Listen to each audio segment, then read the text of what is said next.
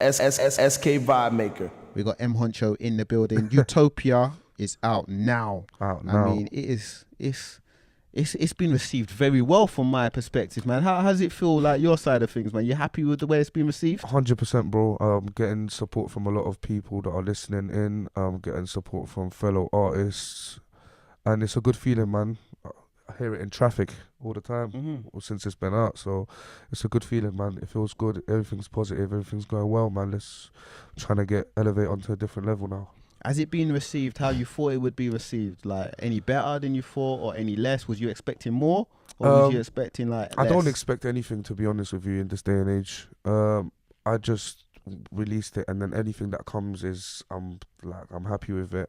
Like it's all a blessing in disguise anyway, you know what I'm trying to say. But it's been very, very powerful. It's been making big moves. So yeah, man. In terms of expectations, I didn't sit down and say that, all right, we're gonna hit the charts, or we're gonna do this, or we're gonna do that. It's just like it's all natural, you know what I'm trying to say. So in terms of expectations, I wouldn't be able to tell you, bro. But in terms of how it's been received, very well, man. And shout out to everyone that's been supporting, listening, streaming, buying, and sharing, man. How would you explain your trajectory over these last 2 years? It's been a very significant 2 years for you, man. 2017, 18, now into 19. I would just say hard work, bro. Literally hard work, no holidays. And yeah, that's all it takes, bro. I didn't really slack off what I needed to do. I just keep recording. Even yesterday, bro, I wanted to go to the studio to record, but I had like 15 interviewers, in a row. I spoke so much. When I actually got to the studio, I just wasn't bothered. But it's like I would love to go to the studio every day and just, in terms of work rate, get as much as possible that I can get done. So yeah, the last couple of years has just been hard work, bro. Just been putting in the hard hours, investing my money into it. I have a very, very solid team around me, a team that believes in me, a team that pushes me, a team that's onto me, a manager that's onto me. He doesn't let me breathe, which is good. Actually excellent, because it gets me to do things, and I get things done, man. So yeah, it's been overwhelming, bro. Positively, yeah. How are you taking or feeling about this next phase? Because this year has definitely started in a great way with the release of Utopia. You're doing like a lot of interviews, like you said. It's the next phase of doing a lot more media, like the next level of exposure. Yeah. There's artists out here that are new artists that don't do interviews because they can't, or don't do interviews because they just want to be very exclusive. But you're out here at the moment doing a lot of press and stuff on the run. How are you feeling about it? I feel good, bro. I don't really like to speak much. When I do, I'd like to speak properly, but I don't really like to speak much when it comes down to interviews and stuff like that. I just feel like I need to do interviews with the right people that I feel like are level-headed people like yourself. And there's a couple of other people like yourself that are out here that I've done interviews with that are, I feel their energy, and it's just, we're just talking about progression and elevating, and that's it. But in terms of it just feels normal, bro. Going into interviews and just talking with the, answering questions, and just giving my real insight about how I really feel about things. It's good, so everyone else could get insight, because I'm quite a reserved person. I don't really come across as someone that will be able to talk. But yeah, I can talk, bro. I can talk. I can definitely hold up an interview. Straight up. And you know what I have to say from the top? Today, this is me meeting you for the first time. Yeah. And I didn't know what to expect. Like when you've got someone that's, definitely very personal, very private, that's wearing a mask, you never know what you're going to get. 100%. You know what I'm saying? I say like I don't blame definitely you. very good energies today. 100%, bro. Do you think people get the wrong impression about you before they meet you because, you wear the mask and stuff? Yeah, but it doesn't really matter, because when I actually turn up, it's actually different. You know what I'm trying to say? People are always going to think about someone that, they can't really see his face. Yeah, people have some negative things to say sometimes. They might say that I'm, related to gang violence and this, that, and all of that kind of nonsense. But it's got, clearly those people don't really listen to my music because it's got nothing to do with that. But yeah, it does come across like that sometimes, but I just got to be the bigger man and just got to reserve myself and just stay calm.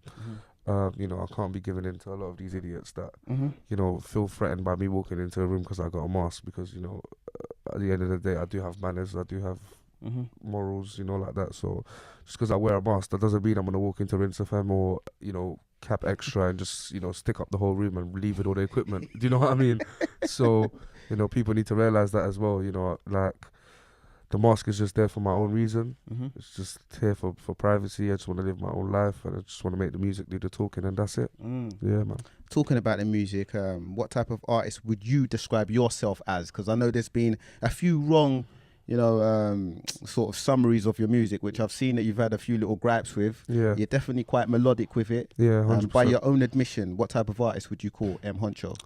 I'll call Huncho a trap wave artist, which is a mixture of trap and wavy music put together. A lot of people have mistook me for a drill artist. Clearly, they need to get their ears checked. You know, people have called me different things. You know, some producers send me Afro trap or Afro swing songs. It's a bit shocking because, you know, people don't really do their background check. But yeah, trap wave. I'm a trap wave artist, man, and I feel like I've created this genre for myself. And hopefully in the near future, I'm looking to be a pioneer of this genre. Definitely very melodic with it. 100. Definitely mood music. Emotional. Where did the melodic thing come from, you know? Because some people might even, I don't know if it upsets you or you have a problem with it, some people might even call you a singer. It doesn't upset me at all, bro. You know, I listen to singers myself. I listen to Daniel Caesar. I listen to her. I listen to Georgia Smith. I listen to Brent Fires. I listen to a lot of different types of music. You know, just because I'm an artist that makes, you know, hip hop or rap music, that doesn't mean that as an artist you have to be open to listening to all different types of genres. So yeah, I get inspired by a lot of different people. My music inspiration comes from different types of artists, not just ones with the background of rap or hip hop or grime and etc. So yeah, I wouldn't get offended if someone actually called me that, because if I really, really wanted to, I probably can. Straight up. You know what I'm trying to say? So yeah, man. Would you say that you listen to more of the, you know, vocal side of things than rap? Not really, to be honest. I'm open to everything. I listen to like real rap a lot from the UK. I've grown up on artists such as Giggs and, you know, Nines and so on and so forth, like Potter Paper, Rimsey, like, you know, old school days, and PDC, if you remember, like this is the stuff that we grew up on, you know, the Wiley and the Gets and the Scorch and the Wretch and all of that. But in terms of like US music, I'm quite open. I've been listening to from old school. It was obviously the Jay-Z's, the Nas, the Biggie, and you know, the Andre 3000 and blah blah blah, old school Kanye West. Like this is the type of music that I've been listening to. Sometimes I still even go back to, you know, my Dark, Beautiful, Twisted Fantasy. Big album. And I listen to that, or College Dropout.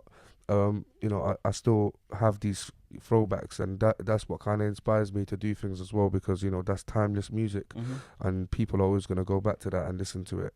You know, remember that song, Devil in a New Dress, featuring Rick Ross? I listen to that every morning. Kanye and Rick Ross. Yeah, I listen to that every morning. Big tune. And, you know, in terms of like actual, like I'm heavily influenced by Atlanta. I listen to a lot of Atlanta music. Like a lot of Future. Future, I would say, is one of my favorite artists that's ever come out of ATL. No offense to anyone else, it's just my personal opinion. Obviously the Young Thug, the 21, the Gucci, the OJ, the Juice Man, and so on. Like I'm quite a musical person. I know quite a lot of music. I tend to be the one that bosses all my friends with the new music and stuff. Like, you know, I'll show them a song that they've never heard before. Like, what's that? Yeah, don't look at me, then look down, my guy. But yeah, man. Yeah, that's my influences, bro. Did the melodic thing come very easy to you? Like, was it something that you was in the studio trying to cultivate for a long time, or is this like, this is what I'm doing, straight in the booth, easy? Nah, man, it wasn't in the beginning. Obviously, it was just laying it down and having the confidence to actually take it to that vocal level where you actually, like you said, try and sing. You know what I'm trying to say? And, you know, in the beginning, it might be a confidence issue, or it might be, you know, you might just not be feeling. You might feel like you know, it makes you less of a man or something. But it's not that deep. You know what I'm trying to say? It's really not that deep. Good music is good music. You know what I'm trying to say? Straight up. And, you know, it just took a lot of practice. I've got old songs in my archives that I've done when I first started doing music, and I'll never listen to them again. And if I was to remake them again, I'll make them 50 times better, because Mm-hmm. as an artist, you know, growth is what matters, and I feel like I've got that level of growth in me where, you know, I keep learning. So even with Utopia being released, I'll sit down, I'll listen to the whole tape, I'll think about where I can improve on, you know, and I'll listen to Utopia, I'll listen to my music as if I'm not the person that made it. I'll listen to it as a normal consumer, so someone that's, you know, just listening to it, and I'll just take it from there. I'll criticize myself. I wouldn't listen to anyone else's criticism but my own, and you know, and I'll just find out what I need to, you know, better myself on, and you know, take it from there, man, and just make sure that I keep growing and, you know, keep learning from all the mistakes, you know. I'm happy that you're here, man. I'm happy to see you. I'm happy Jeez. that you had me here, man. Of course, man. Of course. Blazing at the moment, man. It's very hot, man. Like, I mean, I'm not hot. no, the buzz at the moment. Like, temperature, you mean, wise. Now I'm talking about like the Definitely. buzz. The buzz is like Temperature's kind of hot popping. outside though. Yeah, man. It's getting brighter. It's getting a The bit sun warmer came out there. out We for can't us. be upset about that. Do you know what I'm saying? Definitely not. So we just played Broken Bottles, Mm-hmm. that emotional music. Talk to me about this song. To be honest, this is a song that I'll just tell viewers and listeners to actually listen to, because the explanation is all within the song itself. You know, it's just authentic music.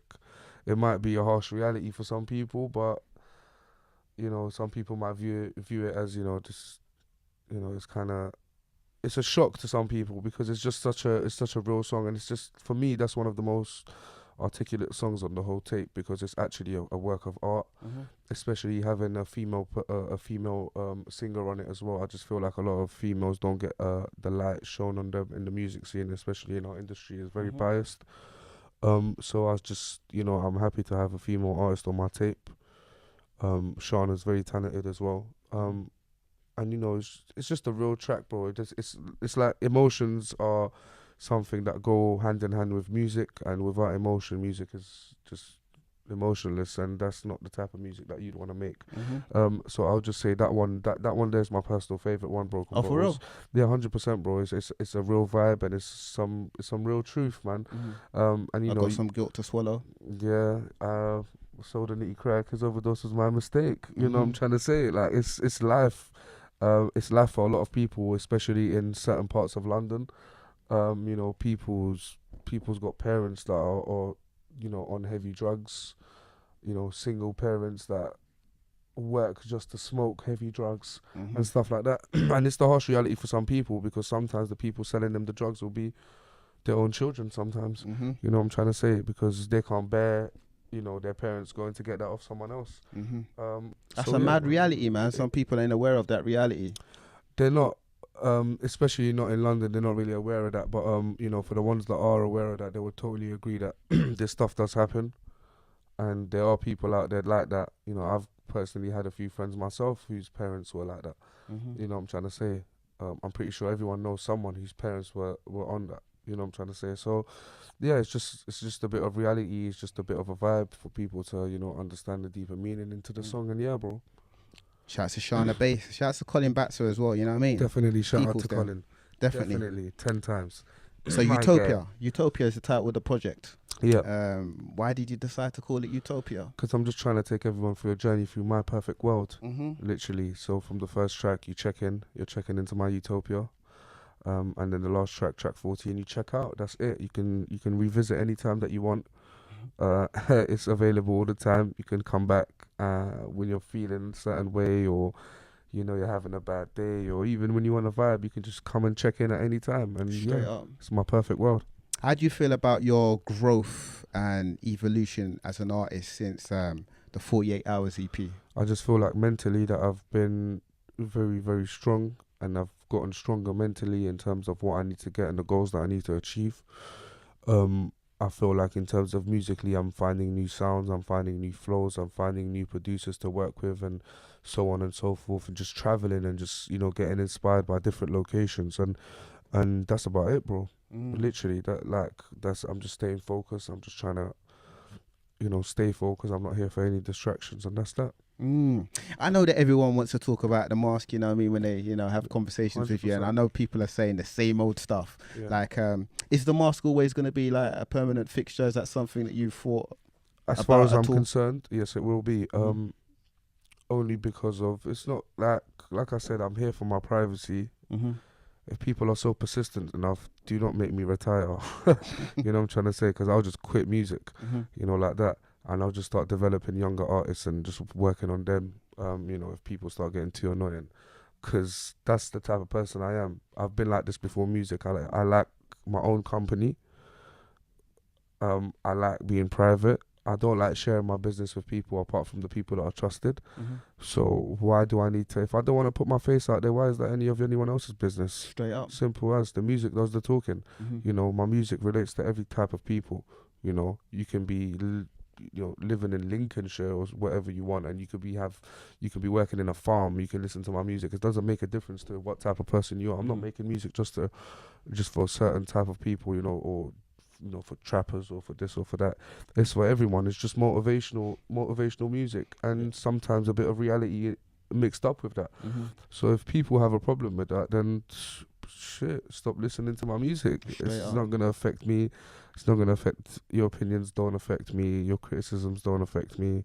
And yeah, bruv, a lot of people have a lot of that to say, but your you know, reason's privacy. You know what I mean? Sometimes there's a lot of artists that are faceless artists that do it for different reasons. And was it always, the decision from the beginning that, when I come out, I'm going to wear the mask? Because, there's pros and there's cons. There's pros and there's cons, bro, but with perseverance, everything is possible. A lot of places wouldn't have let me into their venue or into their building because I wear a mask, and I eventually got in there.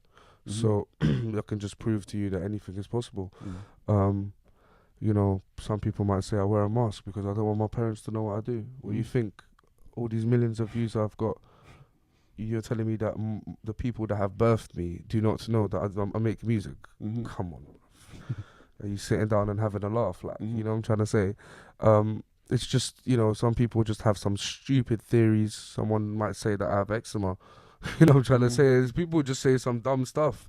Like, they might think it's from a criminal past. yeah, and don't get me wrong, I have had a criminal past, but, I've always maintained myself. I've always avoided jail.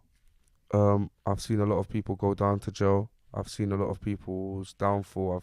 I know people in jail right now that are facing life. Mm-hmm. And, life will never be the same for them. And, life will never be the same for me, never seeing that person again free. Mm-hmm. And I've always avoided myself getting, I think God's been with me because I've been in so many situations where I should have been in jail, but I haven't. Mm-hmm. And God's plan. Yeah, I just thank God for keeping me focused and being with me. And, I've avoided all of that negative stuff. And, this year I'm just onto some positive stuff, man. Mm-hmm. I don't care about anything else. I'm just all about good vibes, positive vibes, and just making music and just working, branching out, and making sure the UK scene, work together to make sure that everyone gets number one. You know what I'm trying to say? That kind of stuff doesn't really matter to me, but it matters to my team. Mm-hmm. If my manager, if my friends and family want me to be, be on the charts, then damn, I'll push for it. But personally, it wouldn't make a difference to me personally. Do you know what I'm trying to say? Because at the end of the day, you'll still have your loyal fans and listeners that are still listening to you. Straight up. And So, at least yeah, the man. mask looks good, you know what I'm saying? 100%. Custom made and that, do you know what I mean? Yeah, for sure. Custom, man. Rock Bottom featuring Yxng Bane. I see you're a bit of a horoscope fan. You mentioned, am I difficult because I'm a Scorpio? Yeah, I'm difficult. I'm Scorpio, man. You believe in that stuff? You subscribe to that stuff a lot? Not really, but I've read like the main, not the daily horoscope, but you know what I mean, like the overall thing that they say about Scorpios, and they do say that they're a bit of difficult people, and I am a difficult person. Difficult in which respect? Difficult is just like Because it has to be your way. No. What would you say, man? I'm actually a difficult person. Like obviously people like now he'll know his ways around me. Do you get it? Like once you know me to that level, you know how to work me. Stop dabbing. But yeah. Do you have as much patience with people as they will have with you then if you're difficult? I have patience with people. I feel like people have patience with me. I just don't have patience for fools. There's a lot of fools out here. A lot of idiots that I don't give my time to, and they're just for those people I ain't got the time of day, or I ain't got no patience. But I'm a difficult person in the sense that I like having my own way. Like sometimes I'll set my mind to something and my mind can't be changed. like you can't change my mind. And even like you know, in relationships and stuff like that, if that ever happened, like I'm a difficult person in that as well, because you know, communication wise, I'm not really there with the other half, and etc etc. Like I'm not about, like, I'm just a busy person, bro. I just put on a lot of mileage. That's it. Straight. Yeah, bro. I mean, you might find this a bit of a funny question, and it's not none of my business. But you know, when it comes down to the personal time with the girlfriend, like, I don't put on the mask. I don't put on the mask. If she wants me to, then I'll do it. Do you get her to say the ends that you're from or anything like that as well? Oh, no, we don't tell her to say East London, man. Fix up, Posty. North London, man. North London. Yeah. Cheese. Say North London. So how was it collaborating with Young Bane? It was good. Got a phone call from my engineer, Sean, told me to come down. Bane wants to cook a little something up, and just went down to the studio and just made a little quick vibe. My producer Quincy, my friend, my brother, etc. etc. produced the track. And yeah, it was just a vibe, man. We just got into the studio and we just got it done, bro. And the rest is history. And not many collaborations on Utopia as well. I feel like there's four. There's Shana, there's Young Bane, there's who's the other one? There's Nave Smalls, and there's Park Hill. Yeah. Right, so is that on purpose, that you're not really into collaborations that much? That it is on purpose. It is on purpose. There's a few people that are, you know, that I'm gonna be collaborating with in future projects that are, you know, that people are gonna be wanting to listen to. But personally, I just feel like everyone's content should be built up from the ground itself. You know, your music should be, a lot of it should be solo, so people get the message that you're trying to send out. You know, a lot of people rely on features, a lot of people rely on remixes, not on this side. You know what I'm trying to say? Not on my side of town, we don't do that. You know, and all my fans and all the people that listen to me are actually genuine people. You know what I'm trying to say? And we've built it up from the ground up. And you know, they're loyal fans. Someone might say something in my comments, or someone might at me something. I'll have a little banter back. I'll reply. Every one of the fans will get onto them in the DMs. They'll go. They even not even in the DMs, on the comments, and they'll just go onto their page as well and stop commenting on their pictures until they stop comments. And you know what I'm trying to say? Stuff like that. Like that's what you call loyalty. You know what I'm trying to say? You know, having fans that don't even know you on that level, but just know you through your music, that are backing your beef online. Are you serious? They're out here. That's a good fan base, man. They're literally backing my QWERTY, bruv. Literally, bruv. They're out here backing the beef. Like, no matter what it is, like, you know, and you know, that type of stuff is always built up from the ground up. You know, if you release a lot of solo music and let your own solo songs do the talking, a lot of people, like, there's no one can ever point a finger at me and say, you know, this person relied on this person for a feature, or this person got big because of this person and this, that. I put in my own hard work and dedication. I don't need no one's help. You know what I'm trying to say? I don't need no one's feature. I'm here because of myself and the team around me. Simple as. And you know, that no one needs to have that advantage of you by pointing that finger to you and saying, you know, me saying to you, you're in rinse because of me. Do you get it? Or someone saying that to you, that's not gonna, you're in rinse because you worked hard, bro. Do you know what I'm trying to say? Simple as that. Straight up. We kind of spoke about before earlier when you was talking about, you know, the Atlanta rap scene being quite a big thing for you, being quite influential. How big is the American territory for you? Do you think about that, like going over there to conquer it or making your mark over there? Yeah. I feel like well, I need to be in and out of there a bit more. I've been in and out of there quite a lot, but I need to be in and out a bit more. Once we let Utopia settle down and I'm, you know, fully come back from tour and, you know, get back into like the work mode. You know, I'm gonna be in the States a lot. I might even be down in the States for about couple of months. You know, might live there for a couple of months, and then you know, just see what I can do. Work with a lot of different producers from there. Try work with some artists. And see what we can do, man. I just feel like, you know, nothing is impossible. Anything can be conquered. Veni vidi vici. I'm not saying that you need to resort to this type of strategy, but something I've been talking to a lot of artists about recently is the LMA strategy. She wasn't getting as much love over here. You're getting love over here, though. But she wasn't getting as much love over here. She went to the States, spent a lot of time over there, built up her thing over there, and came back to a hero's welcome as well. She won a Grammy. Do you think that's a strategy that, like, whether you would use or a lot more UK artists would use? To be honest, I always think that it's good to build at home. It's good to build home first, and then it's good to invest somewhere else. having, you know, your own country backing you from the get-go is good, because when you do go over there and people start slandering you over there and start giving you negative stuff, you got people out here that To still back you, straight up. whether it's fellow artists or, you know, fans and listeners. Even if it's people that don't listen to you, they just don't like seeing the UK artists get that type of negativity from anyone else. You know, they like to stand up for their own, and I respect it. But I just feel like, you know, in terms of that, I just feel like artists should just build from home and just take it from there. You know, just you know, the biggest advice I'll give is just traveling. Just make sure you know, see different places and get inspired by different energies and different locations, and, you know, always record, and then, you know, you'll be coming up with different vibes every day. For sure. What's some of your short-term goals? I don't do short term, bro. No? Nah, bro. Long-term goals? Only? Long term goals: marriage, kids, Jeez. houses, you know, investing in properties, businesses, opening my own label, which I have done so. You know, got an artist and a producer underneath me. You know, that me and my manager manage together, so we both running this label. And yeah, man, working towards good health. You know, eating good food, keeping good people around me. This is my long-term goals. You know what I'm trying to say? For other people, they might be buying an 80 grand Audemars. You know, I can get that too, but that's short-term. You know what I'm trying to say? For me, long-term goals is just all of that kind of stuff. And, you know, I'm one of the people that actually realized, you know, and come to terms with the fact that my parents ain't going to be alive forever. So yeah, man's gonna have to provide, and, you know, the day is gonna come when my parents are gonna pass away. Unfortunately, God forbid it's anytime soon, but you know, I gotta be ready and have you know, my family set up, my siblings, and, you know, hopefully I'm married by that time. Straight up. Marriage is a big thing for me. I feel like everyone needs the other half they need to settle down with. And yeah, man, time to produce 11-a-side football teams. Hey, big family. Is that what you're into? Loads of kids? I know, man. I might have 2 wives and give them 11 each, and then every summer they play against each other. 11 aside.